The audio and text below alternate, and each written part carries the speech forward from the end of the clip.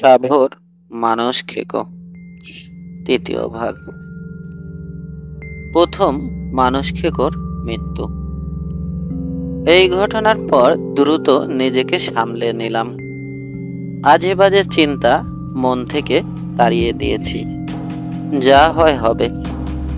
আবার স্থিরভাবে ও নিঃশব্দে বসে আছি, যদিও উত্তেজনা ও ভয়ে এখনো সারা গা কাঁপছে।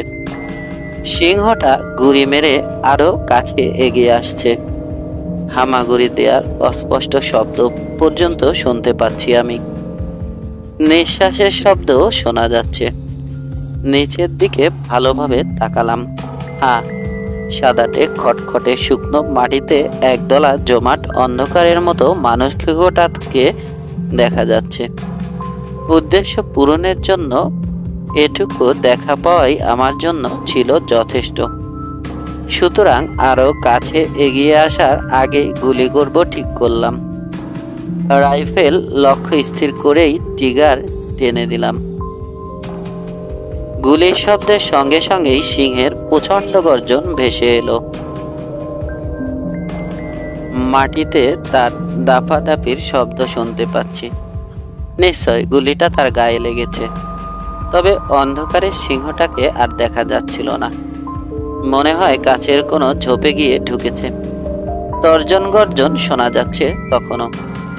শব্দ লক্ষ্য করে ওখানে আরো কয়েকটা গুলি পাঠিয়ে দিলাম। সিংহের গভীর আর্তনাদ ধীরে ধীরে চাপা দীর্ঘশ্বাসের শব্দে রূপান্তরিত হলো। কিছুক্ষণ পর তাও বন্ধ হয়ে গেল। আমি অবশেষে বিশ্বাস করতে পারলাম যে শয়তানটা নিশ্চয় ইতিমধ্যে মারা গেছে। দীর্ঘদিন ধরে আমাদের সবাইকে কি দারুণভাবেই না সে ভুগিয়েছে। এর জন্যই কত লোক অকালে প্রাণ হারিয়েছে। আজ থেকে এই সিংহটা আমাদেরকে আর কোনো সমস্যায় ফেলবে না। কথাগুলো ভেবে মনটা খুশিতে ভরে গেল। আমি গুলি বন্ধ করার পরই প্রায় সিকি মাইল দূরের ক্যাম্প থেকে মানুষের চিৎকার ভেসে এলো। তারা জানতে চাইছে ঘটনাটা কি। চিৎকার দিয়ে উত্তর দিলাম আমি নিরাপদ এবং সুস্থ আছি, আর মানুষ খেকোটা মারা পড়েছে। কথা শোনার সাথে সাথেই এমন একটা আনন্দ ধরে উঠল যে কয়েক মাইল দূরের লোকজনও বোধহয় ঘুমের মধ্যে চমকে উঠল। কিছুক্ষণ পর ঝোপঝাড়ের ফাঁকে আলোর ঝলকানি দেখলাম। ওরা আসছে।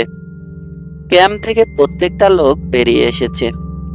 ঢাক ঢোল পিটিয়ে এবং শিঙা ফুঁকতে ফুঁকতে ওরা ঘটনাস্থলের দিকে এগিয়ে আসছে। আমার মাচানের চারদিকে ওরা গোল হয়ে দাঁড়ালো সবাই। কয়েকজনকে দেখলাম মাটিতে লুটিয়ে পড়ে আমাকে সালাম জানাচ্ছে আর বলছে, মোবারক মোবারক। সে রাতে সিংহের মৃতদেহ খুঁজতে আমি তাদের নিষেধ করলাম, কারণ তার সঙ্গীটা হয়তো আশেপাশে ঘাপটি মেরে বসে আছে। অথবা এমনও হতে পারে যে সিংহটা তখনও হয়তো মরেনি। জীবনের শেষ আঘাত হানার জন্য হয়তো তখনও জীবিত। তাই আমরা সদল বলে ক্যাম্পে ফিরে এলাম। রাতের বাকি সময়টুকুতে কারো চোখে আর ঘুম এলো না, বরং আনন্দ উৎসব শুরু হয়ে গেল। এদের মধ্যে যারা আফ্রিকার আদিবাসী, তারা তাদের ঐতিহ্যবাহী জঙ্গলি নাচ নাচতে শুরু করলো। সারা রাত উদ্বিগ্নভাবে ভোরের অপেক্ষা করছিলাম। ভালো মতো ফর্সা হওয়ার আগেই আমি ঘটনাস্থলের উদ্দেশ্যে বেরিয়ে পড়লাম। নিজের চোখে না দেখা পর্যন্ত এখনো বিশ্বাস করতে পারছি না যে সিংহটা মরেছে, নাকি অলৌকিক কোনো উপায়ে বেঁচে গিয়ে আবারও আমাকে সে বোকা বানিয়েছে। কিন্তু আমার এরকম ধারণা শেষ পর্যন্ত মিথ্যে প্রমাণিত হলো। বিড়ালের ভাগ্যে শেষ পর্যন্ত সিকে ছিল। দেখলাম মাসানের নিচে মাটিতে বেশ কয়েক জায়গায় ছোপ ছোপ রক্ত জমাট বেঁধে আছে। রক্তের ছাপ অনুসরণ করে আমি ঝোপের কাছে এগিয়ে গেলাম। দেখলাম বিরাট এক সিংহ আমার সামনে বসে আছে। মনে হচ্ছে জীবিত এবং এখনই আমার উপর লাফিয়ে পড়বে। ভালোভাবে লক্ষ্য করতেই বোঝা গেল না বেটা আসলেই মরে গেছে। আমার সঙ্গীরা এসে পড়ল। বাচ্চা ছেলের মতোই তারা চেঁচাচ্ছে, হাসছে, লাফাচ্ছে আর নাচছে। এক সময় তারা আমাকে কাঁধে তুলে নিল এবং মৃত সিংহটার চারপাশে নেচে বেড়ালো ধেই ধেই করে। আমাকে ধন্যবাদ জানানোর এরকম কায়দা কানুন একসময় শেষ হলো। আমি মৃতদেহটা পরীক্ষা করলাম। দুটো গুলি মানুষ খেকোটার গায়ে লেগেছে। একটা বা কাঁধের পাশ দিয়ে ঢুকে সোজা হৃৎপিণ্ডে আঘাত করেছে, অন্যটা লেগেছে পেছনের পায়ে। নাকের ডগা থেকে লেজের আগা পর্যন্ত দৈর্ঘ্য 9 ফুট 8 ইঞ্চি, উচ্চতা 3 ফুট 9 ইঞ্চি। এটাকে ক্যাম্পে বয়ে নিয়ে যেতে 8 জন লোকের দরকার হলো। মানুষ খেকোটার চামড়া অসংখ্য কাটা ছেঁড়ার দাগে ভর্তি। কাটা ঝোপের বেড়া ঠেলে শিকার নিয়ে যাওয়ার সময় এই ব্যাপারটা ঘটেছে। ভয়াবহ মানুষ খেকোদের একটাকে মেরে ফেলা হয়েছে। এ খবর বেশ দ্রুত দূর থেকে দূরে ছড়িয়ে পড়ল। অভিনন্দন বার্তা আসতে লাগলো চারদিক থেকে। এমনকি মানুষ খেকোটার চামড়া দেখতেও অনেক দূর থেকে লোকজন আসতে লাগলো। রেল ইন্সপেক্টরের বাংলোর পাশে সিংহ। মানুষ খেকোটার মৃত্যুর সঙ্গে সঙ্গেই যে সাবহতে আমাদের সমস্যা শেষ হয়ে গেল তা কিন্তু আমরা কেউ ভাবিনি। ওর সঙ্গীটা এখনো জীবিত। খুব শিগগিরই সে আমাদেরকে এ ব্যাপারে সতর্ক করে দিল। প্রথম মানুষ খেকোর মৃত্যুর মাত্র কয়েকদিন পর দ্বিতীয় মানুষ খেকোটা রেলওয়ে ইন্সপেক্টরের বাংলোয় হানা দিল। সিংহটা প্রথমে সিঁড়ি বেয়ে বারান্দায় উঠে ঘোরাফেরা করতে থাকে। ভেতরে কিভাবে ঢোকা যায় তাই যেন সে পরখ করে দেখছিল। ইন্সপেক্টর সাহেব বারান্দায় শব্দ শুনে ভাবলেন বোধহয় কোনো মাতাল কুলির কাণ্ড। তিনি বেশ রাগের সঙ্গে বললেন, ভাগো ইয়াসে, অর্থাৎ ভাগো এখান থেকে। অবশ্য তার সৌভাগ্য যে তিনি দরজা খোলেননি। মানুষের মাংস সেদিন আর সিংহটার কপালে জুটল না। ফলে রেগে মেগে মানুষ খেকোটা ইন্সপেক্টর সাহেবের পোষা দুটো ছাগল মেরে সে রাতে ডিনার সারল। এই ঘটনার বিবরণ শোনার পরবর্তী রাতে ইন্সপেক্টর সাহেবের বাংলোর পাশে আমি রাত কাটানোর সিদ্ধান্ত নিলাম। সৌভাগ্যক্রমে বাংলোর পাশেই একটা চালা ছিল। এর দেয়ালে সুবিধাজনক একটা ছিদ্রপথ আছে। এই ছাদা দিয়ে প্রয়োজনের সময় গুলি করা যাবে। চালার বাইরে টোপ হিসেবে আমি 3টা মোটা তাজা ছাগল বেঁধে দিলাম। প্রায় 250 পাউন্ড ওজনের এক খণ্ড রেলের সঙ্গে ছাগল 3টা ভালো মতো বাঁধলাম। সারা রাত ঠায় বসে থাকলাম ভোরের আগ পর্যন্ত। অপেক্ষা যে কতটুকু বিরক্তিকর তা আগে জানতাম না। বিরক্তি নিয়েও সিংহটার অপেক্ষায় আছি। ঘটল না কিছুই। ভাবলাম আজ রাতে আর আসবে না বোধহয়, একটু ঝিমিয়ে নেওয়া যাক। ঠিক তখনই পশুরাজের আগমন বার্তা ঘোষিত হলো। তাহলে এতক্ষণে ওর আসার সময় হয়েছে। আবছা আধারে আমি মানুষ খেকোটাকে ঝোপের বাইরে বেরিয়ে আসতে দেখলাম। এগিয়ে এসে চাচ্ছিল্যের সঙ্গে একটা ছাগলকে পাকড়াও করলো সে এবং মুখে কামড়ে ধরে জঙ্গলের দিকে রওনা হলো। ভারী রেলের টুকরো সহ অন্য দুটো ছাগলকেও সে একই সঙ্গে টেনে নিয়ে যেতে থাকলো, কারণ ওগুলো দড়ি দিয়ে একসঙ্গে বাঁধা ছিল। আমি সিংহটাকে লক্ষ্য করে বেশ কয়েকটা গুলি ছুড়লাম, কিন্তু তখনও বেশ অন্ধকার থাকায় ভালোভাবে কিছু দেখা যাচ্ছিল না। ফলে আমার গুলি কেবল একটা ছাগলকে আঘাত করতে সক্ষম হলো। সিংহটার শরীরে গুলি বোধহয় লাগেনি। এই মুহূর্তে ভোরের অপেক্ষা করা ছাড়া আর কিছুই করার নেই। ভোর হবার সাথে সাথেই অনুসন্ধান শুরু করলাম। ক্যাম্প থেকে আরো কজন আমার সঙ্গে এসে যোগ দিল। ছাগল এবং রেলের টুকরো টেনে নিয়ে যাবার সময় যে টেইল তৈরি হয়েছে তা অনুসরণ করতে মোটেও আমাদের বেগ পেতে হলো না। এভাবে প্রায় 60 মাইল পথ পেরিয়ে এলাম। বুঝতে পারলাম ঠিক জায়গায় এসে পৌঁছেছি। মানুষ খেকোটা আশেপাশেই আছে। সিংহটার খাবার শব্দ শোনা গেল। একটা ঘন ঝোপের আড়ালে বসে নির্বিঘ্নে তার ভোজন পর্ব চলছে। আমাদের আগমন বার্তা টের পাওয়ার সাথে সাথে সিংহটা প্রচণ্ড এক গর্জনে জঙ্গল কাঁপালো। বোধহয় আমাদেরকে স্বাগত জানালো। আমার সঙ্গীতের আত্মারাম ভয়ের চোটে খাঁচা ছাড়া হবার জোগাড়। আমরা আর একটু কাছে এগিয়ে গেলাম। হঠাৎ করে সিংহটা আমাদের আক্রমণ করে বসলো। ঝোপের ভেতর থেকে প্রচণ্ড এক হুঙ্কার ছিঁড়ে এক লাফে বেরিয়ে এলো সে। চোখের পলকে আমার সঙ্গীরা কাছে পিঠের গাছে উঠে পড়ল। মাটিতে দাঁড়িয়ে কেবল আমি আর আমার সহকারী। মানুষখেকোটা হঠাৎ থমকে দাঁড়ালো। পর মুহূর্তেই এক লাফে সেই ঝোপের ভেতর ঢুকে পড়ল। ওখান থেকে একটু আগেই সে বাইরে বেরিয়েছে। তারপর আর কোনো শব্দ নেই। অনুমানে বুঝলাম মানুষখেকোটা চোরের মতো চুপিসারে কেটে পড়েছে। শুধু ধমক দিয়ে আমাদেরকে ভয় দেখাতে চেয়েছিল সে। আমাকে রাইফেল তাক করার সুযোগটুকু না দিয়ে সে পালিয়েছে। ব্যাপারটা নিশ্চিত হবার জন্য আমরা সাবধানে সেই ঝোপের দিকে এগোলাম। উঁকি মেরে বুঝলাম বেটা সত্যি সত্যি পালিয়েছে। দুটো ছাগলকে প্রায় অক্ষত অবস্থায় পাওয়া গেল। মাত্র খাওয়া শুরু করেছিল। ভাবলাম বরাবরের মতো এখানেও হয়তো সিংহ ফিরে আসবে মরা দুটোকে খেতে। যেই ভাবা সেই কাজ। ছাগল দুটোর কয়েক ফুটের মধ্যে খুব মজবুত করে মাচান তৈরি করা হলো।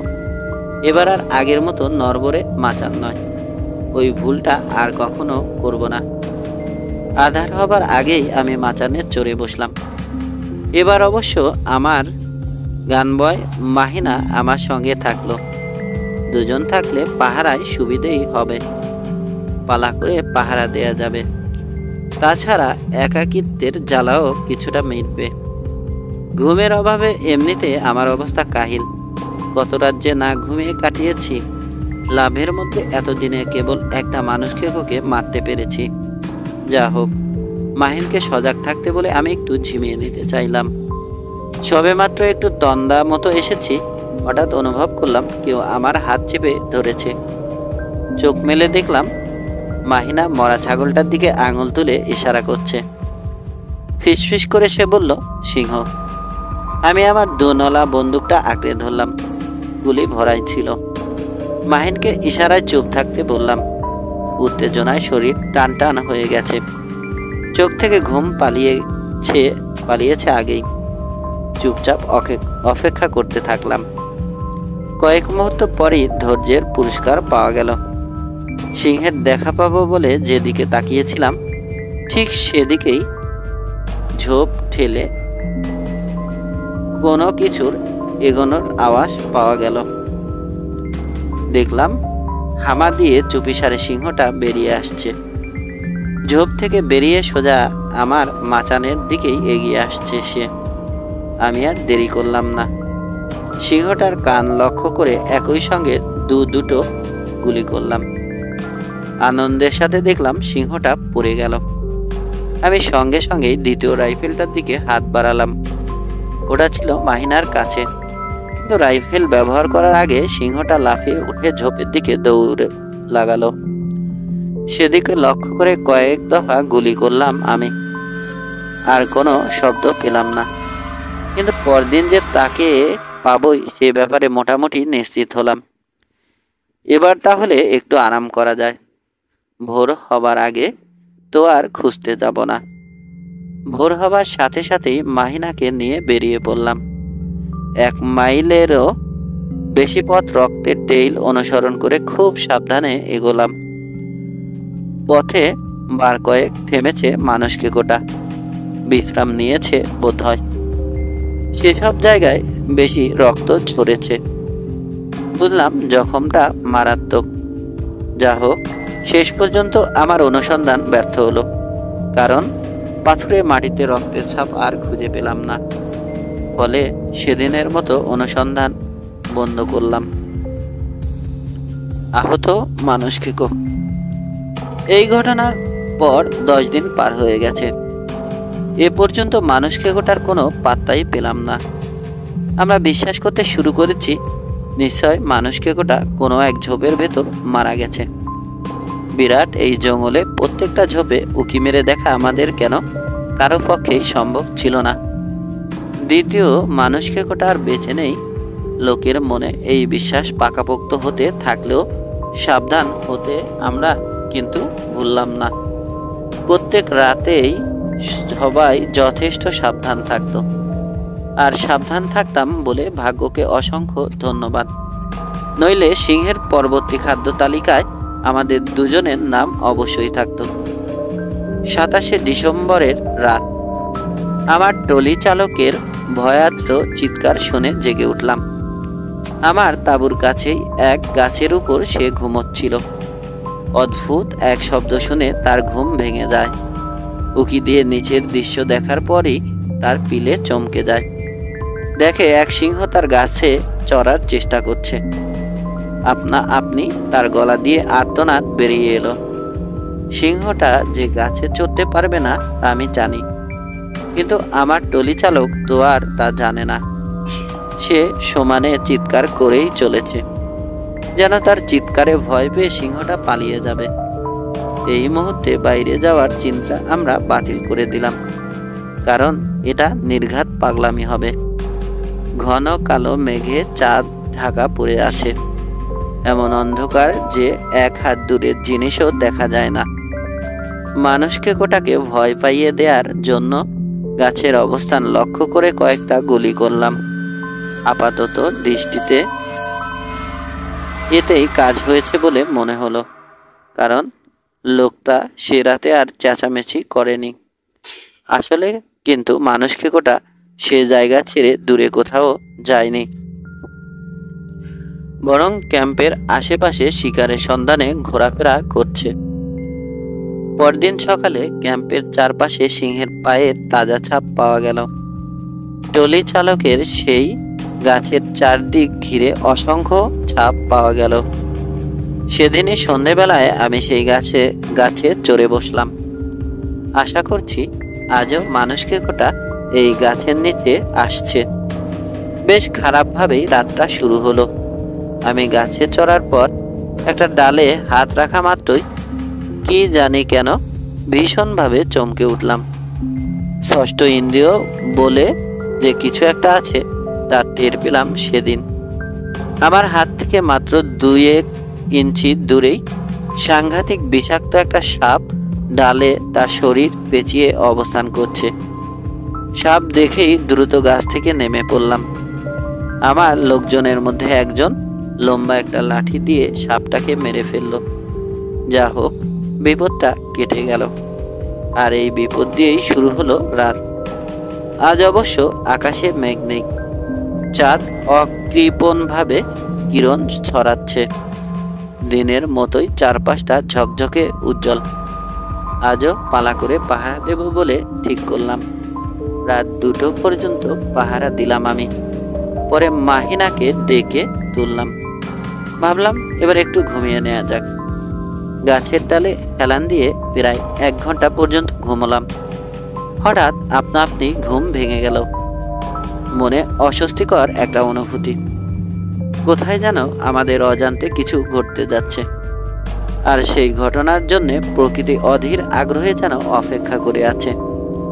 বুঝতে পারছি না কিছুই। মাহিনা জেগেই ছিল। তাকে জিজ্ঞেস করে জানলাম সে কোথাও কিছু দেখতে পায়নি, অথচ সারাক্ষণ সে তাকিয়েই আছে। আমি সতর্কতার সঙ্গে চারপাশে নজর বুলিয়ে নিলাম। অস্বাভাবিক কিছু চোখে পড়ল না। মোটামুটি আশ্বস্ত হলাম, তবুও মনের মধ্যে অস্বস্তির একটা কাঁটা বিঁধেই থাকলো। গাছের ডালে আবার হেলান দিলাম। তখনই মনে হলো একটা ঝোপের পাশ দিয়ে কি যেন চট করে সরে গেল। একটানা কয়েক সেকেন্ড সেদিকে তাকিয়ে থাকার পর বুঝলাম আমি ভুল দেখিনি। মানুষ খেকোটাকেই দেখেছি। আমাদেরকে দেখে ফেলেছে সে।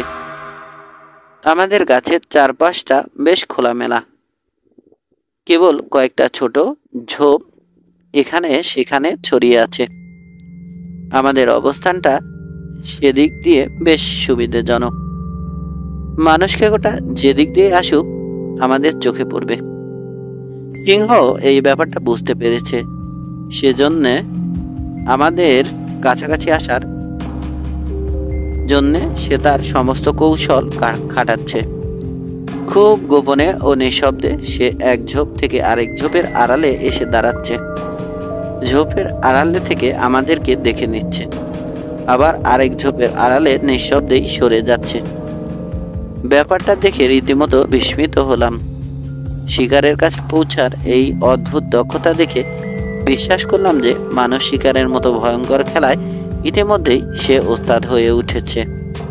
যত বড় ওস্তাদি হও না কেন, আজ আর তোমার নিস্তার নেই। পালানোর কোনো সুযোগ তোমাকে দেয়া হবে না। মনে মনে মানুষ খেকোটাকে বললাম। একেবারে চুপচাপ বসে থাকলাম, চোখের পলক ফেলা ছাড়া আর কোনো নড়াচড়া করছি না। আর একটু কাছে আসুক।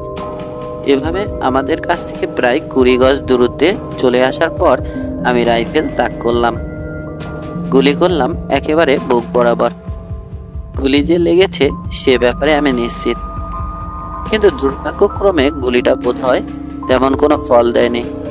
কারণ গুলি খাওয়ার পরপরই খণ্ড এক গর্জন ছেড়ে সে ঘুরে দাঁড়ালো।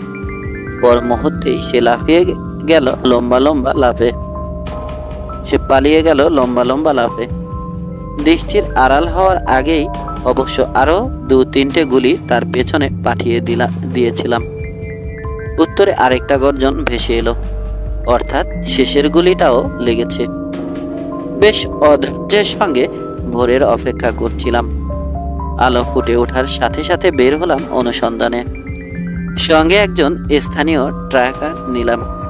সে ট্র্যাকিং করে সামনে এগোবে।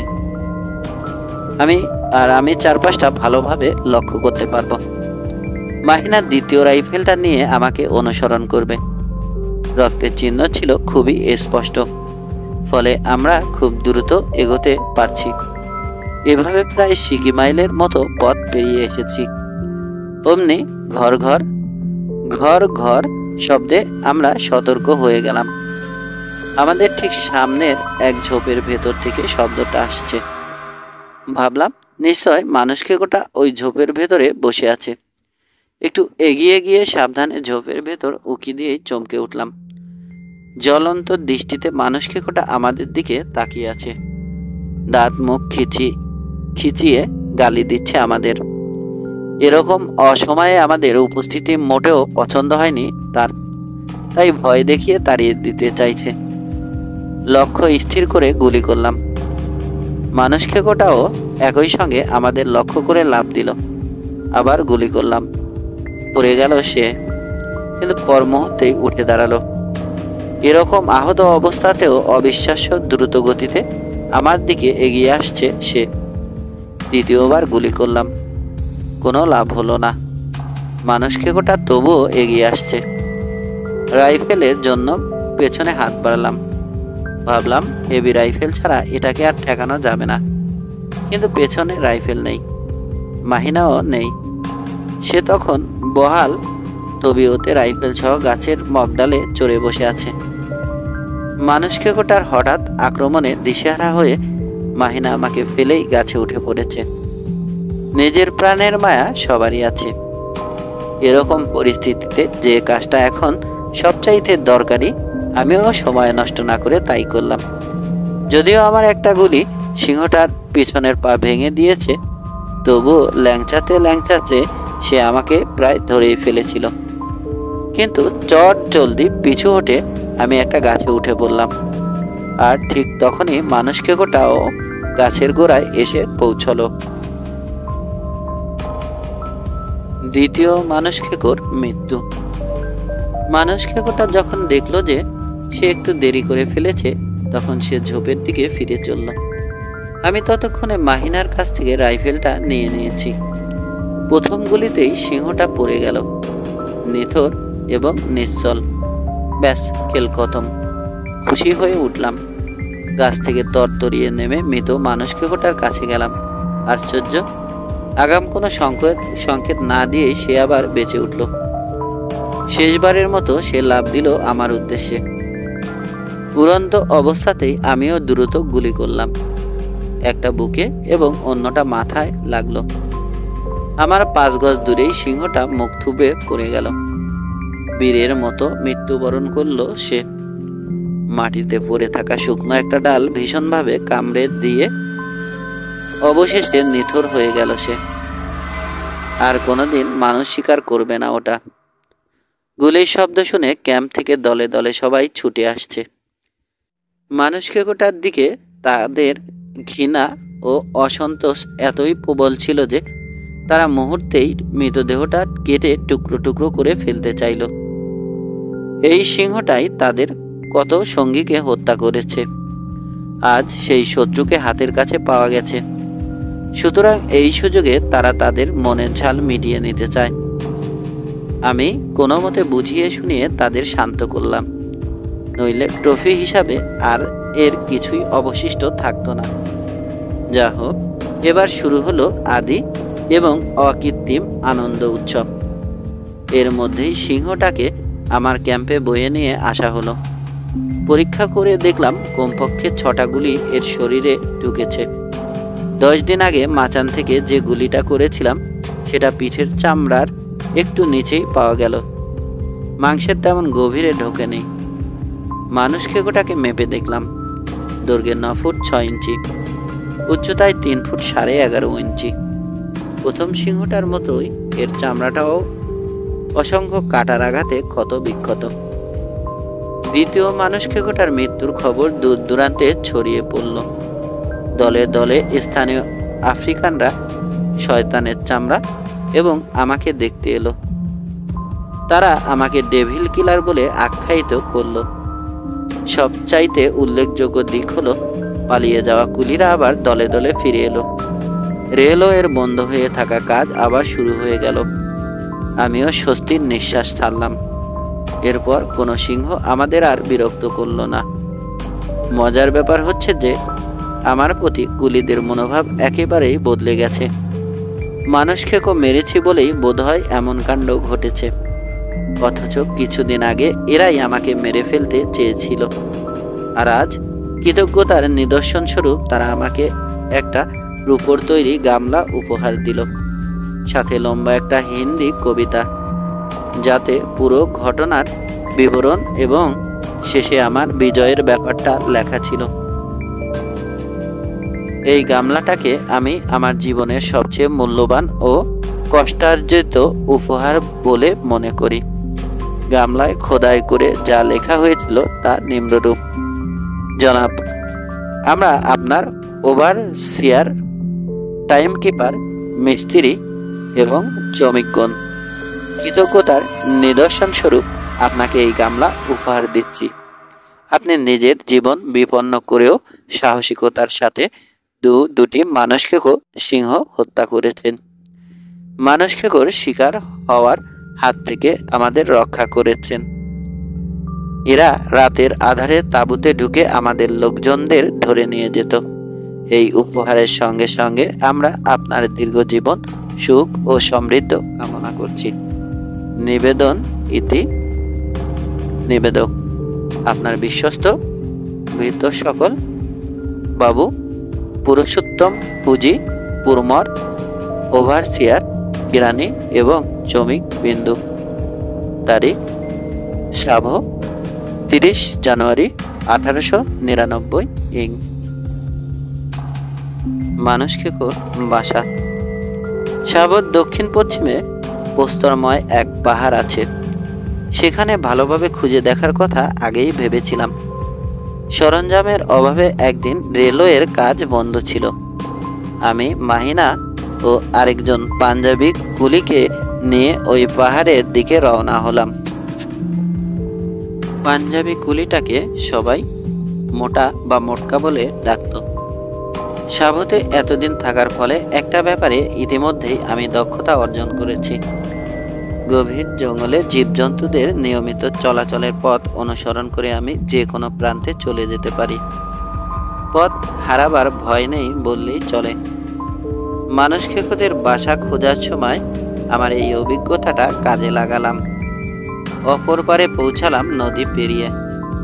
এদিক সেদিক একটু খুঁজতেই একটা পথ পেয়ে গেলাম। এ পথে গেলে অবশ্যই খুব সহজে গন্তব্যে পৌঁছতে পারবো। এবং সত্যি আমরা সঠিক পথই বেছে নিয়েছিলাম। পথ চলা শুরু হলো। এ পথে গেলে অবশ্যই খুব সহজে গন্তব্যে পৌঁছতে পারবো। এবং সত্যি আমরা সঠিক পথই বেছে নিয়েছিলাম। পথ চলা শুরু হলো। এখন আমরা এক শুকনো পরীক্ষার ভেতর দিয়ে এগিয়ে চলেছি। পরীক্ষা বা নালাটা প্রাকৃতিকভাবেই তৈরি। এর উঁচু দুধারে গাছপালা আর ঝোপঝাড়ে একেবারে জঙ্গল হয়ে আছে। পাতার ফাঁক ফোকর দিয়ে সূর্যের আলো নালাটার বালিময় তলদেশে বিক্ষিপ্তভাবে ছড়িয়ে পড়েছে। হঠাৎ লক্ষ্য করে দেখি, যেখানে সূর্যের আলো পড়েছে সেখানে অস্বাভাবিক কি একটা যেন জ্বলজ্বল করছে। হীরা নয় তো? নিজেকেই প্রশ্ন করলাম। হান্টিং নাইফ দিয়ে জায়গাটা খুঁড়ে অদ্ভুত এক পাথর বের করে আনলাম। পাথরটা বেশ উজ্জ্বল এবং দ্যুতিময়। আমার ঘড়ির কাছে ঘষা দিয়ে দেখলাম কাজ খুব সহজেই কেটে গেল।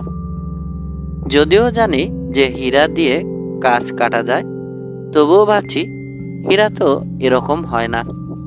এ ধরনের পাথর আমি কোথাও দেখিনি। তবুও আমার এহেন আবিষ্কারে আমি খুবই খুশি হয়ে উঠলাম। কাজ যখন কেটেছে তাহলে এটা অন্য কোনো ধরনের হীরা হবে। আর যেহেতু এটা আমি আবিষ্কার করেছি, সেহেতু এই খনির মালিক এখন আমি। হীরার খনির মালিক হওয়ার গোলাপি স্বপ্ন দেখতে শুরু করে দিলাম আমি ওখানে দাঁড়িয়েই। কিন্তু দুঃখের সঙ্গে জানাতে হচ্ছে যে ওটা আসলে হীরা ছিল না। ভালোভাবে পরীক্ষা করেই ব্যাপারটা বুঝতে পারলাম। আমার দেখা কোনো খনিজ পদার্থের সঙ্গেই এর মিল ছিল না। আমার কোটিপতি হওয়ার স্বপ্ন এভাবে ধুলোয় মিশে গেল। আমরা আবার যাত্রা শুরু করলাম। ধীরে ধীরে আমরা গভীর থেকে গভীরতর জঙ্গলে প্রবেশ করছি। আর সেই সঙ্গে সংকীর্ণ গিরিখাত বেয়ে ক্রমেই উপরে উঠে যাচ্ছি। এখানটায় পরীক্ষার দুধারে পাম গাছের সারি। পরীক্ষার ভেতরে গাছের চমৎকার ছায়া পড়েছে। এর ভেতর দিয়েই আমরা পথ চলছি। আমার বাঁ পাশে ছোট একটা নালা মূল পরীক্ষায় এসে মিশেছে। ছোট্ট এই নালাটা গুল্মতায় একেবারে ঢাকা। লতা গুল্মের নিচ দিয়ে নালার ভেতরে জীবজন্তুর চলাচলের পথ দেখতে পেলাম। এই নালার দিকে বেশ আকর্ষণ বোধ করছি। ভিতরে ঢুকে দেখতে ইচ্ছে করছে ওপাশে কি আছে। হামাগুড়ি দিয়ে ছোট নালাটার ভেতর ঢুকে পড়লাম। উপরে গুল্ম লতার আচ্ছাদন থাকায় ভেতরটা বেশ অন্ধকার। তবু হামাগুড়ি দিয়ে আস্তে আস্তে সামনে এগোতে থাকলাম। কিছু দূর যাওয়ার পর আধার ফিকে হয়ে আলোর আভাস পাওয়া গেল। বুঝলাম শেষ হয়ে আসছে পথ। সামনের খোলামেলা জায়গা। কিছুক্ষণের মধ্যেই প্রশস্ত এক খাড়িতে গিয়ে পৌঁছলাম আমি। বন্যার সময় প্রবল স্রোতের ঘষায় তীরে এই খাড়ি প্রাকৃতিকভাবেই তৈরি হয়েছে। খাড়ির মেঝে সূক্ষ্ম এবং নরম বালিতে ঢাকা, যেখানে অসংখ্য পায়ের ছাপ। অবশ্য তা জংলি জীবজন্তুর। খাড়ির এক পাশে উপর থেকে ঝাঁকড়ার মতো একটা গাছ ঝুলে আছে। গাছের শিকড় বাকড় বের হয়ে আছে এখানে সেখানে। নিচেই বালির একটা ঢিবি। আমি এগিয়ে গিয়ে সেই ঢিবির উপর উঠলাম। দেখলাম খাড়ির পাথরের তীরের ভেতর বেশ গভীর একটা গুহা। প্রাকৃতিকভাবেই গুহাটা তৈরি হয়েছে। আর এর ভেতরকার জমাট অন্ধকার বেশ ভীতিপ্রদ বলে মনে হচ্ছে। গুহার প্রবেশমুখের চারপাশে এবং ঠিক প্রবেশমুখে প্রচুর হাড়গোড় ছড়িয়ে ছিটিয়ে আছে। হাড়গুলো একটু পরীক্ষা করে দেখা দরকার। পরক্ষণে ভয়ে আমার সারা শরীর কাঁটা দিয়ে উঠল। এগুলোর মধ্যে বেশিরভাগই মানুষের হাড়। হাড়ের সঙ্গে বেশ কিছু তামার চুড়ি এবং আংটি পাওয়া গেল। স্থানীয় আফ্রিকানরা এসব ব্যবহার করে। তাহলে এই গুহাটাই হচ্ছে গিয়ে মানুষ খেকোটার বাসা। নেহাত দৈবক্রমেই আমি এককালের ত্রাস সেই পিশাচটার বাসস্থান খুঁজে পেয়েছি। ছোট্ট সেই নালাটার নালাটায় না ঢুকলে হয়তো মানুষখেকোটার বাসা আজ আর খুঁজেই পেতাম না। কোনোদিনই সিংহের বাসা দেখার সৌভাগ্য আমার হতো না। এরকমও হতে পারত। দাঁড়িয়ে দাঁড়িয়ে ভাবছি কিভাবে এরা দিনের পর দিন, রাতের পর রাত সাবো এলাকায় ত্রাসের রাজত্ব কায়েম করে রেখেছিল। কত লোক যে এগুলোর হাতে অকালে প্রাণ হারিয়েছে তার ইয়ত্তা নেই। এদের জন্যই গভীর জঙ্গলে কতদিন বিরক্তিকর অনুসন্ধান চালিয়েছি, কত রাত না ঘুমিয়ে কাটিয়েছি। ভাবনায় ছেদ পড়ল, ফিরতে হবে তাড়াতাড়ি। এই অন্ধকার গুহায় ঢোকার কোনো ইচ্ছে আমার নেই। কি জানি ভেতরে হয়তো বাচ্চা কাচ্চা নিয়ে কোনো সিংহী এখনো বসে আছে। গুহাটার ছাদের উপর উঠলাম। ছাদের উপরের এক ছিদ্রপথ দিয়ে ভেতরে 2-3টে গুলি করলাম। এক ঝাঁক বাদুড় ডানা ঝাপটে বাইরে বেরিয়ে এলো মাত্র। গুহাটার ছবি নিলাম। বেশ খুশি মনেই এই ভয়ঙ্কর স্থান ত্যাগ করলাম। ভাগ্যকে অসংখ্য ধন্যবাদ যে সে সময় সেই পিশাচগুলো জীবিত ছিল না। থাকলে আমাকে আজ তারা খাতির যত্ন করার জন্য নিশ্চয় গুহার ভেতরে নিয়ে যেত। পানির সন্ধানে কিছুদিন পর আমি রেল হেডের দায়িত্ব নিলাম। রেলওয়ের কাজ যথারীতি এগিয়ে চলেছে। রেল হেড, যেখানে রেল বসানোর কাজ চলছে, এক সময় বিরাট এক তৃণভূমিতে এসে পড়লাম। তৃণভূমির এখানে সেখানে শুকনো কিছু গিরিখাত। গিরিখাতের দুধারটা রোদে পুড়ে তামাটে হয়ে আছে। তবে এই প্রান্তরে গোটা কয়েক গাছ এখনো জীবন সংগ্রামে রত। পানির অভাবে গাছগুলোর অন্তিম দশা। রেল লাইন এই প্রান্তরের উপর দিয়ে সোজা সামনে চলে যাবে। এ সময় আমাদের সবচাইতে বড় সমস্যা ছিল পানির। রেল হেডের কাছাকাছি কোথাও পানি নেই। 3000 শ্রমিক কর্মচারী এখানে কাজ করছে। এত লোকের জন্য দৈনন্দিন প্রয়োজনীয় পানি অন্য জায়গা থেকে নিয়ে আসা খুব মুশকিলের কাজ। অবশ্য বিরাট এই প্রান্তরের ওপাশেই রয়েছে আথি নদী। নদীতেও পানি নেই। আগামী কয়েক মাসের আগে নদীটির পানিতে ভর্তি হবার কোনো আশা নেই। পানিহীন এরকম একটা অঞ্চল দিয়েই ধীরে ধীরে আমরা এগিয়ে যাচ্ছি। সারাদিন কাজ করার পর পিপাসায় প্রাণ বেরিয়ে যাবার উপক্রম হয়। সে সময় যদি কেউ পানি না পায় তাহলে অবস্থাটা কি দাঁড়ায়? শুধু খাবার পানি হলেও কথা ছিল। এত লোকের গোসল, কাপড় ধোয়া, রান্না, টয়লেট ইত্যাদির জন্য প্রচুর পানি দরকার হয়। বিশেষ করে গোসল না করে একটা লোক কদিন থাকতে পারে? সুতরাং বিপদটা সাধারণ কোনো বিপদ নয়। আমরা পেছনে পানির যে শেষ উৎসটা ছেড়ে এসেছি, সেখান থেকে রোজ 2 ট্যাঙ্ক পানি রেলগাড়িতে নিয়ে আসা হয়। চাহিদার তুলনায় এই পানিও খুবই কম। আর রেলহেড যতই এগিয়ে যাচ্ছে পানির সেই উৎসটাও সাথে সাথে আরও দূরে সরে যাচ্ছে। পানি আনতেও বেশি সময় লাগছে। তাছাড়া ট্যাঙ্কে পানি ভরতেও অনেক সময় লাগে। আর পানি ভরার সময়টুকুতে রেল লাইন বন্ধ থাকে। ফলে রেলহেডের জন্য প্রয়োজনীয় সরঞ্জাম পৌঁছতেও বেশ দেরি হয়ে যায়। এত কিছুর পর পানির গাড়ি যখন এখানে এসে পৌঁছতো তখন দেখা দিত আরেক সমস্যা। শ্রমিকদের মধ্যে পানি ভাগ করে দেওয়ার সময় প্রায়ই ঝগড়া লেগে যেত। পানি ভাগ করে দেয়া, ঝগড়া মেটানো ইত্যাদি কাজে অনেক সময় নষ্ট হয়ে যেত। প্রথম দিকে রাতের বেলা ট্যাঙ্কে পানি ভরা হতো, কিন্তু এক রাতে পানি ভরার সময় কোত্থেকে যেন এক সিংহ এসে হাজির হয়। ফলে রাতের বেলা ট্যাঙ্কে পানি ভরার কাজ বন্ধ করে দিতে হয়। আগেই বলেছি, যতটুকু পানি আনা হতো তা পর্যাপ্ত ছিল না। পানির অভাবে কুলিরা এত ব্যাকুল ছিল যে কয়েকজন পানির খোঁজে বেরিয়ে পড়ল, কিন্তু কোথাও পানি পাওয়া গেল না। লাভের মধ্যে এটুকু হলো যে ওদের মধ্যে 3 জন আর ফিরে এলো না। তাদের কোনো খোঁজও পাওয়া গেল না। আমরা জানতেও পারলাম না তাদের কপালে কি ঘটল। কি জানি তৃষ্ণার্ত ও ক্ষুধার্ত কোনো হিংস্র প্রাণীর খপ্পরেই পড়ল কিনা। যা হোক, রেলহেডের কাজ টিমে ঝিমে তেতালা গতিতে চলতে লাগলো। পানির গাড়ি এখনো এসে পৌঁছেনি। অধীর আগ্রহে অপেক্ষা করছি সবাই। এই দারুণ সমস্যা কিভাবে মোকাবেলা করা যায় তাই ভাবছি। ঠিক এমন সময় স্থানীয় এক লোক এসে হাজির। এক নজর দেখেই বুঝলাম অনেক দূর থেকে এসেছে সে। পরনে কিছু নেই বললেই ভালো হয়। কোমরে ছোট একটা নেংটি আর এক ফালি গরুর চামড়া কেবল বা কাঁধে ফেলে রেখেছে। লোকটা আমার ঘরের দরজায় উবু হয়ে বসে পড়ল। কেন এসেছে জানতে চাইলাম। একটু দম নিয়ে সে বলল, মহান প্রভু, পানি চান আমি শুনেছি।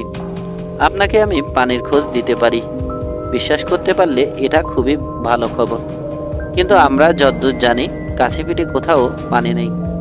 পানির উৎস কাছে না হলে আমাদের তেমন লাভ নেই, কারণ পানি এখানে নিয়ে আসাটা একটা বড় সমস্যা। আমি লোকটাকে আরও কিছু প্রশ্ন করলাম। জানা গেল কিছুদিন আগে সে এই এলাকায় এসেছিল। তখন সে পানিও খুঁজে পেয়েছিল, কিন্তু ঘটনাটা ঠিক কতদিন আগে তা আমি ঠিকমতো বুঝতে পারলাম না, কারণ ইংরেজি মাস এবং তারিখের খবর এরা রাখে না। আমি জানতে চাইলাম জায়গাটা বেশি দূরে কিনা। এই তো কাছেই, চট করে জবাব দিল সে। সুতরাং পরদিন খুব ভোরে পানির খোঁজে আমি বের হব বলে ঠিক করলাম। যথাসময়ে রওনা হলাম। সঙ্গে রাইফেল নিতে ভুললাম না। মাহিনা শটগান নিয়ে আমার সঙ্গী হলো। আরেকজন ভারতীয় কুলির দরকারি খাবার এবং পানি বয়ে নিয়ে আসছে। সেই লোকটা আমাদের পথ দেখিয়ে নিয়ে যাচ্ছে। তার নাম জানা গেল ল্যাঙ্গো। নিশ্চিত পদক্ষেপে দ্রুত এগিয়ে যাচ্ছে সে। রেল লাইন যেদিকে যাবার কথা সেদিকেই যাচ্ছে সে। তবে সম্ভাব্য রেলপথের কয়েক মাইল ডান দিক দিয়েই আমরা চলেছি। আমাদের যাত্রা বেশ আনন্দময় ছিল। আশেপাশেই হরিণ আর জেব্রার পাল চড়ে বেড়াচ্ছে। অন্যান্য অনেক বন্যপ্রাণী আমাদেরকে দেখে নাগালের বাইরে সরে যাচ্ছে। ইচ্ছে করলেই গুলি করে কয়েকটাকে ফেলে দেয়া যায়, কিন্তু গুলি আর করলাম না। যে কাজে যাচ্ছি সেটা আগে শেষ করে নিই। ফেরার সময় শিকারের আনন্দটা উপভোগ করা যাবে। বেশ বেলা হয়ে যাবার পর ল্যাঙ্গোর কথিত সেই পানির উৎসের দেখা মিলল। প্রায় 8 গজ ব্যাসের ছোট্ট গোলাকার এক গর্ত। কিছুদিন আগেই হয়তো এতে পানি ছিল, কিন্তু এখন আর নেই। তলাটা শুকনো খটখটে। গর্তটার চারপাশে প্রচুর হাড়গোড় ছড়িয়ে আছে।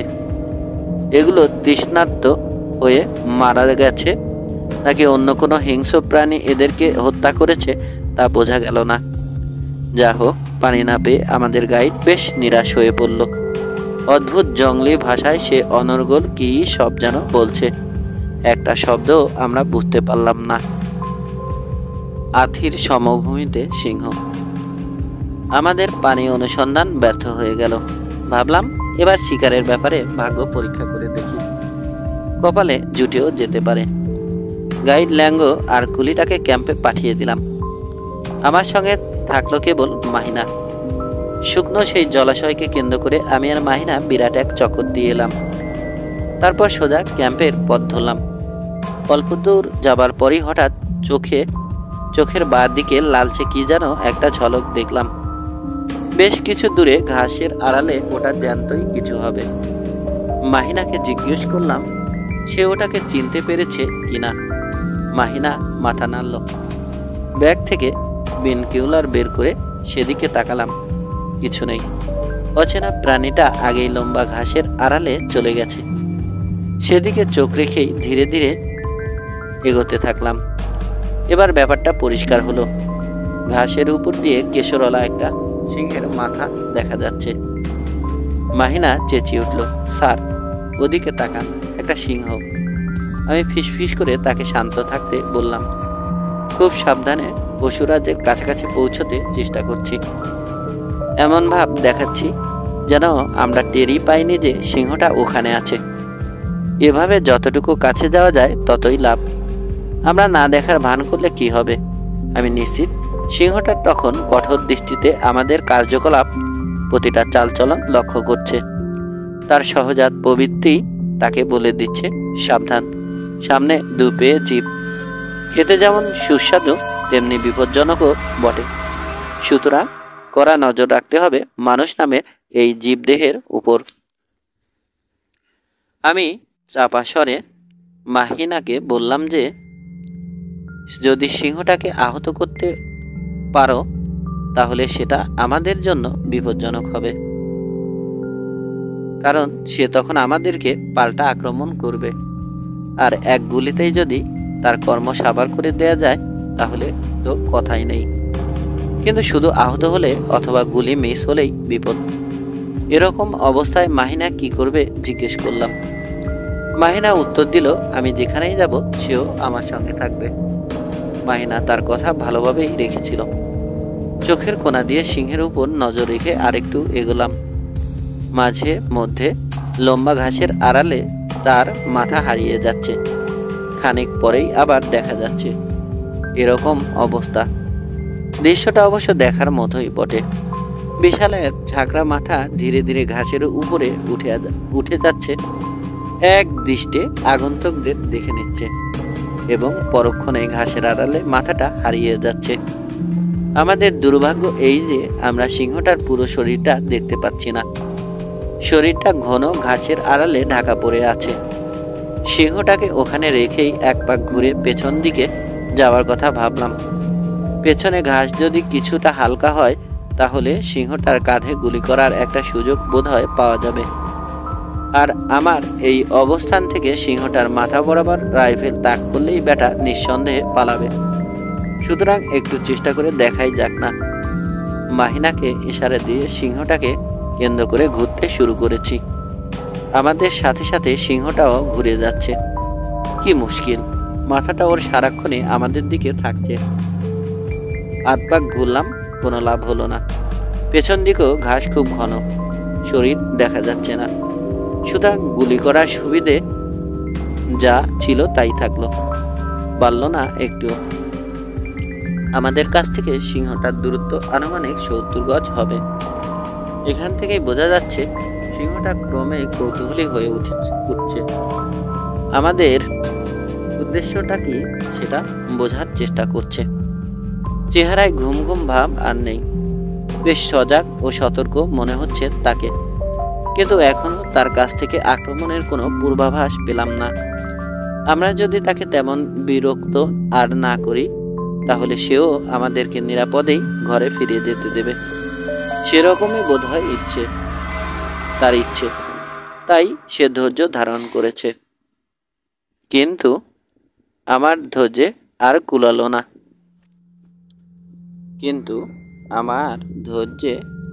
কুলালো না। অবশেষে সিংহের বিরুদ্ধে আমি যুদ্ধ ঘোষণা করলাম। এখানে উভয় পক্ষই শিকারী, দেখা যাক কে কার শিকারে পরিণত হয়। এত অল্প দূরত্বে খোলামেলা জায়গায় দাঁড়িয়ে কেউ সিংহ শিকার তো দূরের কথা, পালিয়েই বোধহয় কুল পাবে না। অথচ সেই ঝুঁকিটা আমি নিচ্ছি। এভাবে দাঁড়িয়ে থেকেই ধীরে ধীরে রাইফেল তুললাম, সিংহটার মাথা বরাবর তাক করলাম এবং প্রায় সঙ্গে সঙ্গেই ট্রিগার টেনে দিলাম। আগেই বলেছি সিংহটা প্রায় 70 গজ দূরে ছিল। এই দূরত্ব খুব একটা বেশি না, অথচ দুঃখজনকভাবে গুলিটা মিস করলাম। দুর্ভাগ্য আমার, সিংহটা বুঝি পালিয়েই গেল। কিন্তু না, তাজ্জব ব্যাপার, গুলির এই প্রচণ্ড শব্দেও সিংহটা জায়গা ছেড়ে নড়ল না। এমনকি চোখের পলক পর্যন্ত সে ফেলল না, বরং স্থিরভাবে সপ্রশ্ন দৃষ্টিতে আমাদের দিকে তাকিয়েই থাকলো। বোধহয় প্রচণ্ড এই শব্দের মানেটা বোঝার চেষ্টা করছে সে। আমি এই সুযোগে আবারও লক্ষ্য স্থির করে ওর নাকের নিচে গুলি করলাম। সিংহটা উল্টোভাবে একটা ডিগবাজি খেলো। ভাবলাম কিল্লা বোধহয় ফতে, যথাস্থানে গুলিটা আঘাত করেছে। কিন্তু না, চোখের পলকে সিংহটা উঠে দাঁড়ালো। ভয়ে এবং বিস্ময়ে হতবাক হয়ে দেখলাম কোত্থেকে যেন একটা সিংহী তার পাশে এসে দাঁড়িয়েছে। জীবনসঙ্গীর গুরুতর বিপদে সে পাশে এসে দাঁড়িয়েছে, এটাই বোধহয় স্বাভাবিক। কিন্তু ওটা এলো থেকে? সিংহটা যে এখানেই ছিল তা আমরা স্বপ্নেও ভাবিনি। এক পলকের জন্য দেখা যায়নি ওটাকে। তৃতীয় মানুষখেকোর মৃত্যু। আমরা আতঙ্কিত হয়ে দেখলাম দুটোই আমাদেরকে একসঙ্গে আক্রমণ করার উদ্যোগ নিল। ভীষণ গর্জনে জঙ্গল কাঁপিয়ে লম্বা লম্বা লাফে তারা আমাদের দিকে এগিয়ে আসছে। আমাদের উদ্দেশ্য এতক্ষণে ওরা বুঝতে পেরেছে, সেটা কোনো মতেই ওরা বরদাস্ত করবে না। মাহিনা নিজের অজান্তেই চেঁচিয়ে উঠল, স্যার, দুটো সিংহই আসছে। আমি ফিসফিস করে তাকে বাঁচতে চাইলে পাথরের মতো নিশ্চল এবং নিশ্চুপ থাকতে বললাম। চোখের পলকে সিংহ দুটো 40 গজ পথ পেরিয়ে এলো। থামার কোনো লক্ষণ ওদের মধ্যে নেই, আমাদেরকে ধরবেই। চরম এক পরীক্ষা আজ আমাদের, সম্পূর্ণ স্থির এবং নিশ্চুপ থাকার পরীক্ষা। এতে জয়ী হতে পারলে শেষ পর্যন্ত বেঁচেও যেতে পারি। তবু আত্মরক্ষার শেষ প্রচেষ্টা হিসেবে রাইফেল কাঁধে ঠেকিয়ে সেদিকে তাক করেই রাখলাম। হঠাৎ আহত সিংহটা থমকে দাঁড়ালো। তারপর এলোমেলো পায়ে নেশাগ্রস্তের মতো 2-1 কদম হেঁটে মাটিতে পড়ে গেল। সিংহটা কিন্তু ব্যাপারটা লক্ষ্য করেনি। সে আমাদের একেবারে কাছে চলে এসেছিল। হঠাৎ সে খেয়াল করলো পাশে তার সঙ্গী নেই। গ্যাস করে যেন ব্রেক কষলো ওটা। সঙ্গীর খোঁজে পেছনে ফিরে তাকালো। হঠাৎ অনেকক্ষণ ধরে চেপে ধরে রাখা শ্বাস দীর্ঘশ্বাস হয়ে বেরিয়ে এলো। প্রাণ বাঁচানোর তাগিদে কখন জানি নিঃশ্বাস নেওয়াও বন্ধ করে দিয়েছিলাম। সামনে তাকালাম, আহত সিংহটা উঠে দাঁড়ানোর চেষ্টা করছে। দুটোই ভীষণভাবে তর্জন গর্জন করছে, মুখ কিস্তি করছে, যা ইচ্ছে তাই গালাগাল দিচ্ছে আমাদের। সেই সঙ্গে প্রবলভাবে লেজ নাড়ছে। আমার মনে হলো অনাদিকাল থেকে এ ঘটনা ঘটছে। সিংহটা পিছিয়ে তার আহত সঙ্গীর পাশে গিয়ে দাঁড়ালো, দুটো মাথাই আমাদের দিকে ফেরানো, আক্রমণাত্মক ভঙ্গিতে তখনও সমানে মুখ খিস্তি করছে আমাদের এবং আমাদের 14 পুরুষের উদ্দেশ্যে। আমি, মাহিনা কেউ বিন্দুমাত্র নড়লেই যে ওগুলো নির্ঘাত আমাদের উপর লাফিয়ে পড়বে তাতে সন্দেহ নেই আমার। সিংহ দুটোর এভাবে দাঁড়ানো অবস্থায় আমি হয়তো দুটোকেই গুলি করতে পারতাম, সে সুযোগও ছিল। কিন্তু সে মুহূর্তে এরকম আত্মঘাতী চিন্তা মাথা থেকে ঝেড়ে ফেললাম। নিতান্ত ভালো মানুষের মতো আশা করলাম যে ওগুলো হয়তো আর আমাদেরকে আক্রমণ করবে না। যদি শান্তি শৃঙ্খলা বজায় রেখে ওরা চলে যেতে চায় তাহলে আমার তরফ থেকে আর কোনো বিপদ তাদের হবে না, এটুকু নিশ্চয়তা আমি দিতে পারি। ঠিক এ সময় আহত সিংহটাকে বেশ দুর্বল বলে মনে হলো। এলোমেলো পায়ে সে প্রায় 10 গজ পিছিয়ে গেল, তারপর ধপাস করে মাটিতে পড়ে গেল। সিংহটাও তার সঙ্গীকে অনুসরণ করলো এবং তার পাশেই শটান শুয়ে পড়ল। দুজনের সম্পর্ক বেশ ভালোই দেখছি। মাটিতে শুয়ে থাকলেও দুজনের লক্ষ্য কিন্তু আমাদের দিকেই। শুয়ে শুয়ে প্রচণ্ডভাবে তর্জন গর্জন করছে ওরা। কয়েক সেকেন্ডের মধ্যে সিংহটা উঠে দাঁড়ালো এবং আরো কিছু দূর পিছিয়ে গেল। সিংহটাও তাকে অনুসরণ করলো। সিংহটা আবারও মাটিতে পড়ে গেল। সিংহটা আগের মতোই সঙ্গীর পাশে শুয়ে পড়ল। তখনও দুজনে একটানা আমাদের উদ্দেশ্যে গালিগালাজ চালিয়েই যাচ্ছে। আমি এবার আরেকটু আশ্বস্ত হলাম।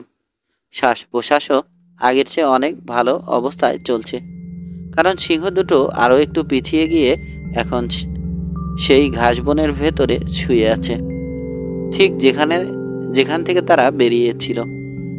ঘাসের ফাঁক ফোকর দিয়ে সিংহটাকে দেখা যাচ্ছে, এখনো সঙ্গীর পাশেই শুয়ে আছে। সিংহটাকে ওখান থেকে তাড়িয়ে দেওয়ার জন্য আমি এমনিতেই একটা গুলি করলাম। সিংহের গায়ে গুলি লাগেনি, তবে গুলির শব্দ শোনা মাত্রই সিংহটা লাফিয়ে উঠে দৌড় লাগালো। বোধহয় ভাবছে বেঁচে থাকলে এরকম সঙ্গী আরও পাওয়া যাবে, পৈতৃক প্রাণটা গেলে তার ফিরে পাওয়া যাবে না। আর গুলির এই প্রচণ্ড শব্দের ফলে তার সঙ্গীর কি করুণ দশা হয়েছে তা তো সে চোখের সামনেই দেখতে পাচ্ছে। প্রচণ্ড শক্তি কিভাবে ধীরে ধীরে কমে আসছে সেটাও সে দেখেছে।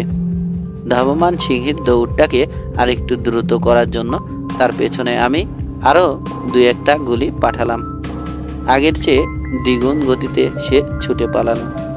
খুব সাবধানে আহত সিংহটার কাছে এগিয়ে গেলাম আমি।